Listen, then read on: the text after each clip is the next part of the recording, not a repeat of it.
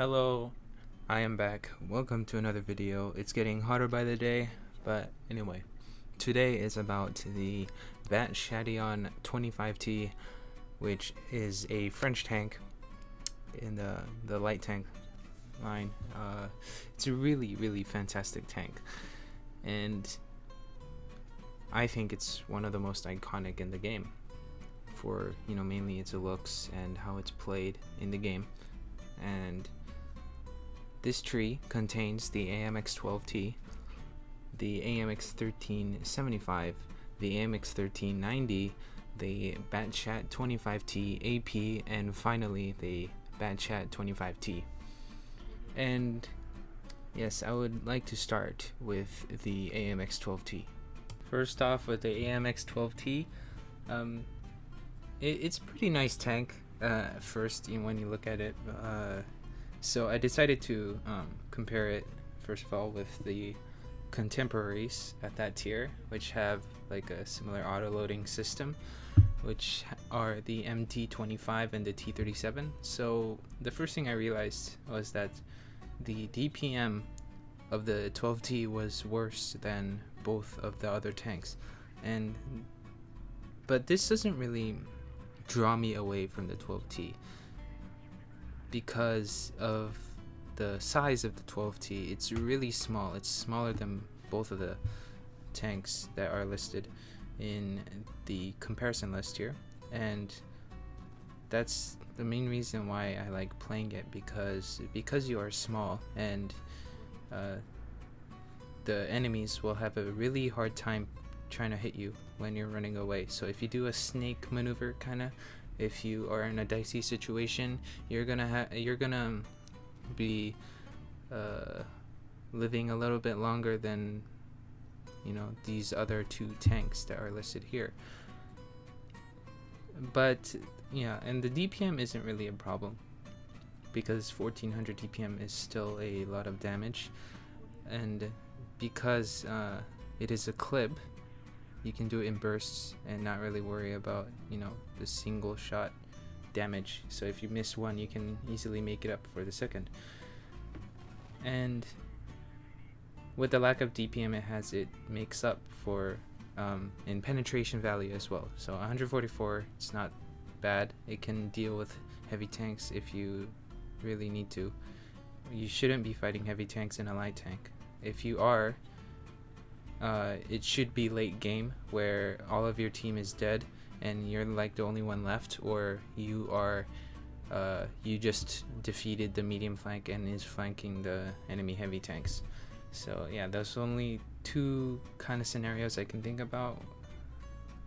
Yeah, so anyway, this tank can go over 60 kilometers per hour easily, so you can get to early positions very quickly. The armor isn't really good. Please be careful for that. If you get HE'd, you will not have a good time.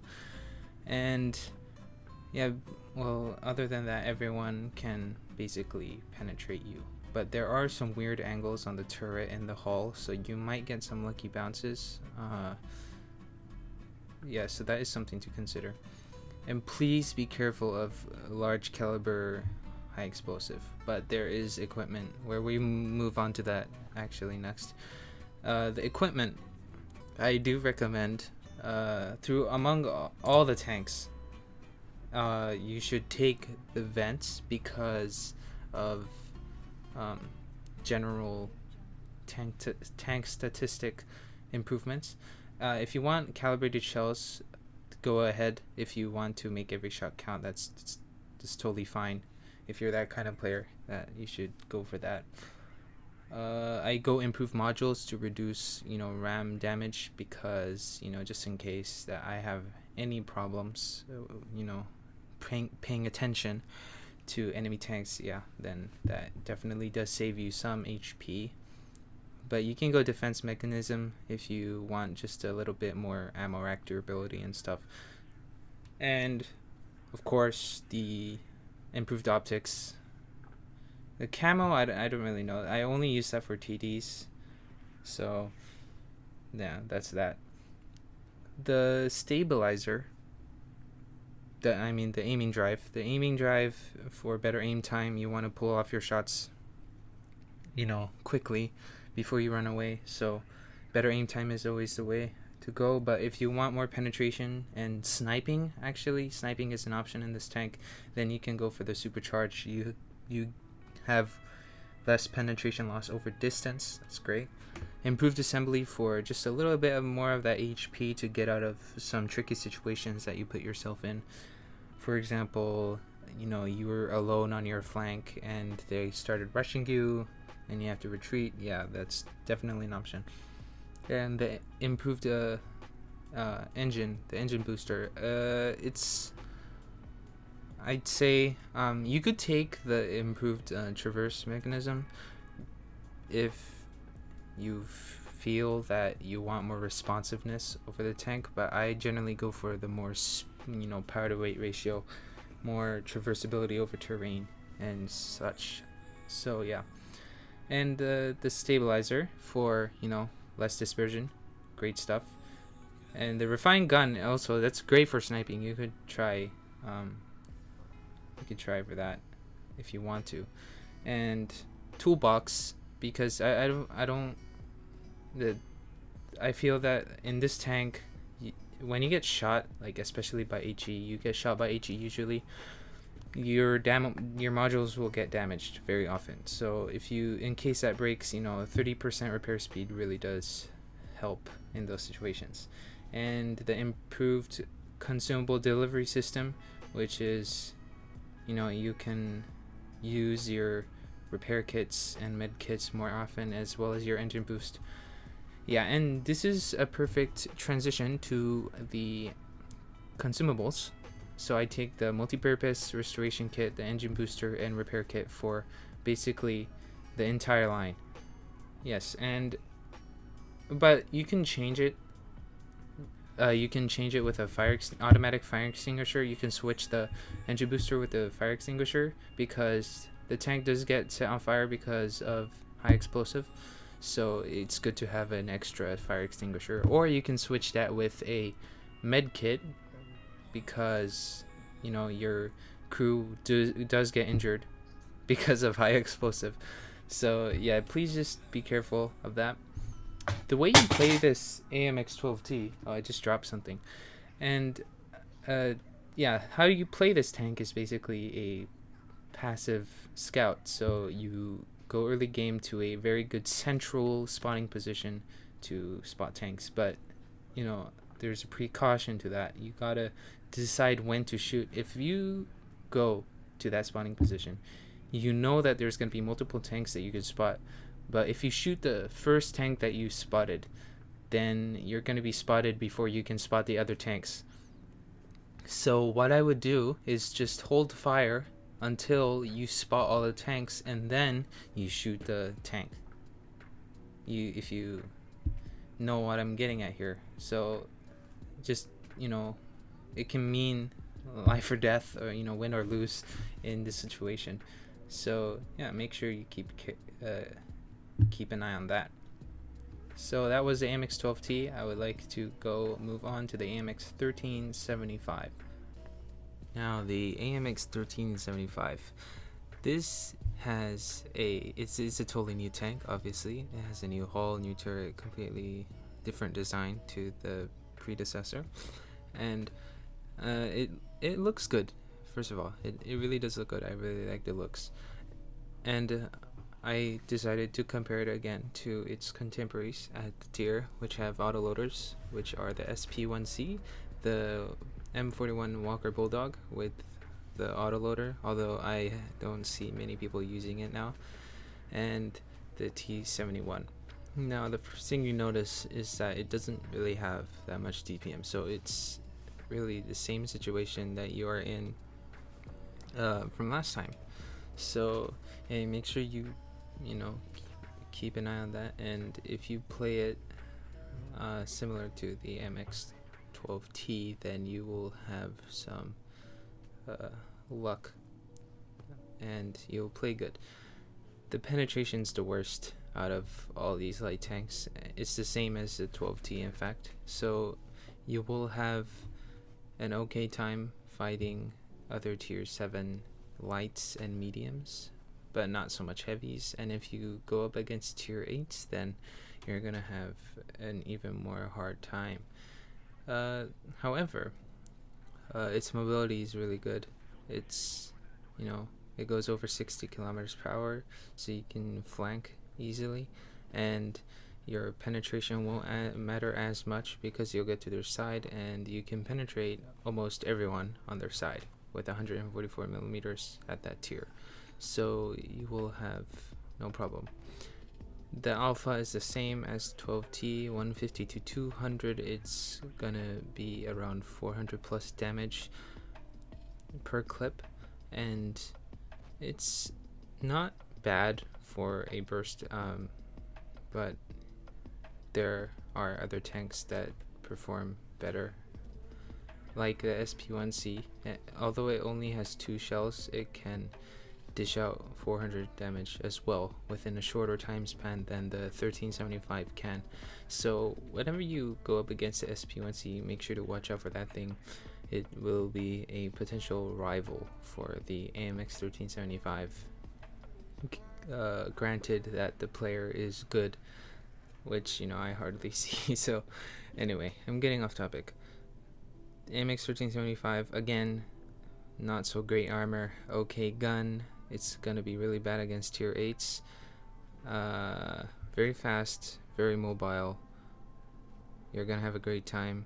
The camo is not that great, but it is the highest among all these light tanks that are listed in this comparison list here. So yeah, and you just make sure you don't stay still, because if you stop, you're definitely going to die. Alright, next, and oh yeah, of course, the equipment and consumables will be the same as the AMX 12T. However, I would switch out the vents with the calibrated shells if you want, because the penetration is a little bit lacking. So I would recommend that. And so I will go and to the next tank, the AMX 1390. Now for the AMX 1390, which is not an astonishing tank. It's probably one of the most boring successors to its predecessor. So the only thing you get is the new cannon on the 1390 compared to the 1375 in the previous tier, which it's incredibly underwhelming when you come to think about it. Well, you do get the whopping 600 burst damage, which it is impressive, but in the end you would rather have a single shot light tank like the RU251 or the the LT432, which hasn't even come out yet, but pretty much every other light tank would be better than this. So if you have enough free XP to skip this, you could try doing that, but it is still a fun tank to play. It has 170 penetration, which is very low, lower than the other 2 light tanks it compared it to, which have a similar playstyle, I guess, which is the AMX Defender and the LEKPZ M41 with the 90mm. So again, but the alpha is 225. You're gonna have a great time with that. And well, the camo isn't really that good. You should be careful around heavy tanks, because they will definitely find you below 260 meters via range. Other than that, there's really not much to say about this tank, because it's the same as the AMX 1375. In fact, it's so similar that I'm just gonna end the segment right here. And next is the Chatillon 25T AP at tier 9. Now we have the Chat 25T AP, which is entirely new design, and it is a very unique tank as it is, and it looks absolutely fantastic. And yeah, I would like to go over the comparison list first. There aren't. I just compared it with the two other light tanks that are in this tier, the Vickers Cruiser and the T92E1. So the first thing you notice is that it does have a higher DPM than the T92E1, but the T92E1 hurts more because it has way more alpha damage than the Chatillon. But it does have a higher it does have a lower DPM than the Vickers Cruiser because, of course, Vickers Cruiser is a single shot, and usually single shots will have a higher DPM than the autoloader counterparts. So what you do in this, it does have excellent mobility as well. So make sure you use that to your advantage. You clip and run. Clip and run. You just swoop in there, put 3 shots into them, run away. Rinse and repeat. It works. It has been for a while. You will have an absolutely fun time. The armor's not great, but the angles of the armor give you a chance to bounce even the heaviest of shells at times. And the tracks tend to catch a lot, so make sure in equipment to bring enhanced tracks. Actually, I think that would be a better alternative for the Chatillon, because I find that the tracks are going to be hit more often than it should. And why not put the same equipment preset onto the tier 10 bat chat, because it's just better to have the instant track repair so you can run instead of having to be high explosive and receiving unnecessary amounts of damage. Make sure you choose your positioning very carefully. You don't have to fire all 3 of your shots. Even 1 or 2 is fine. The one thing that gets people killed in these types of tanks is that I have to get all these shells out or else I'm gonna lose my mind. No, that's not. You don't have to do that. It's a goal, honestly. Even 2 shots is fine. 2 shots can do easily around 400 to 600 damage in this tank because it has a 105 instead of a 90. Honestly, it really is a nice tank to behold, and in the right hands, obviously, it's going to perform phenomenally. And I love this tank. This tank is really good, but of course, it doesn't quite beat the tier 10 counterpart. Or anyway, you play this tank like all other tanks, all the other light tanks in this tech tree. You play as a passive scout. Make sure you don't shoot at the first person you spot. Make sure you wait until because you anticipate that other people are gonna pass through that road that you're scouting, and then you shoot the person that you expect will be the last person to be spotted. So if you spot 7 people, you spot the seventh person that's spotted, because that only 7 people exist in one team. So yeah. And the clip and run, you will be used to it by now if you were playing the tech tree not in occasion, but generally, if you were playing this tech tree all this time and you get to tier 9, you're gonna get used to the mechanic or the play style of clip and run. So you're definitely gonna play well in this tank. Just make sure that you be careful of tanks like the Object 704, the big guns, and stay away from heavy tanks unless you need to engage them. So yeah, even though you have to engage heavy tanks, you're gonna outmaneuver them so bad if you have an advantage over them with terrain. If they're in an enclosed space, then there's not much you can do. But if they're in an open space, then you're gonna have a jolly good time picking them off one by one.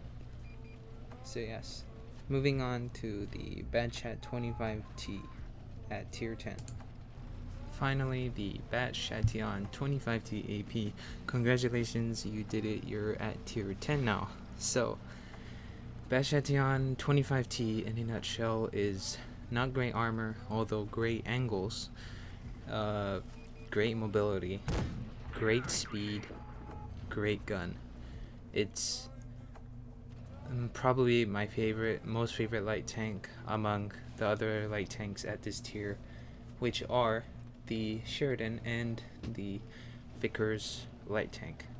Well, I have to say the Sheridan is a little bit more practical per se, because the gun kind of fits the playstyle of hit and run.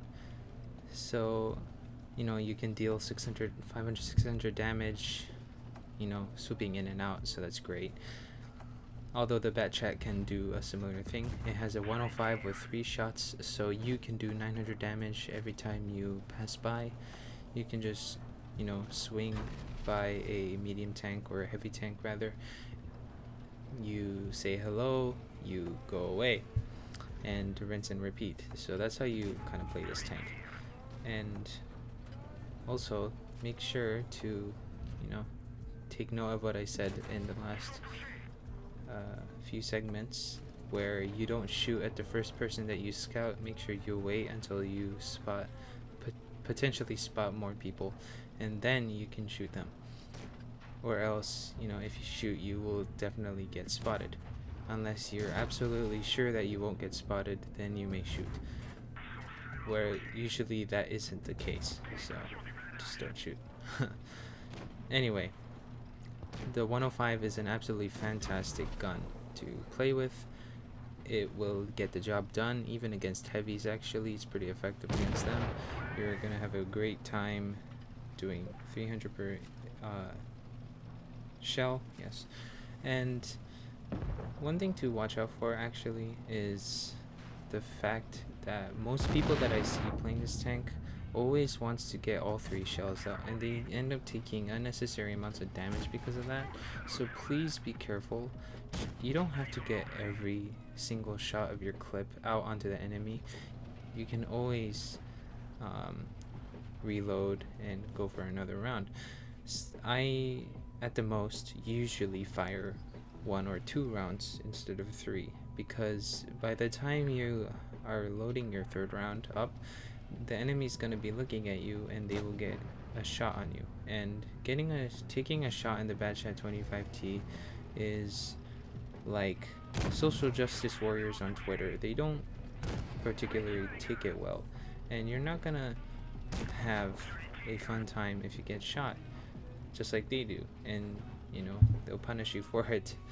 So it's, if you understand that comparison, then you know what I'm talking about. Just don't get shot. No tank was meant to get shot. Armor was just a countermeasure. It was a compensation. It was a protective countermeasure in case you were to get shot. So yeah, just make sure, although if you do get shot, your armor might save you if you have your front towards them. The angled armor plating is actually really, really good on the Bat Chat. If you finesse your driving really well and you crest over a hill per se, you can really get really nice bounces on your upper front plate, regardless of the caliber that you're facing. So yeah, that is something to consider. The oscillating turret does give you -6 gun depression plus 11 degrees elevation. Just watch out for your elevation and depression angles. It might get a little tricky in hilly areas. If I were you, I would rather operate on more flat terrain. Though hilly terrain does kind of work. If you have a height advantage, then you should definitely take it. As in, hills, cliffs over other tanks, yeah, that's definitely something to go for. The equipment is the same as 12T, although if you want the extra penetration, you can go for the calibrated shells. If you want more, you know, the repairable tracks is obviously something, but if you want a 30% faster module repair time, then please go for that. Though I really do recommend enhanced tracks for this one, because the tracks tend to catch a lot of shells coming your way. So yeah, so that's the end of the bat chat.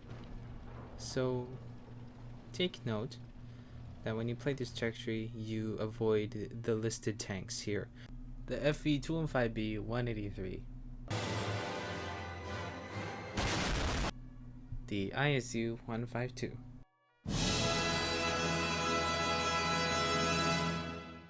the Jagdpanzer E100,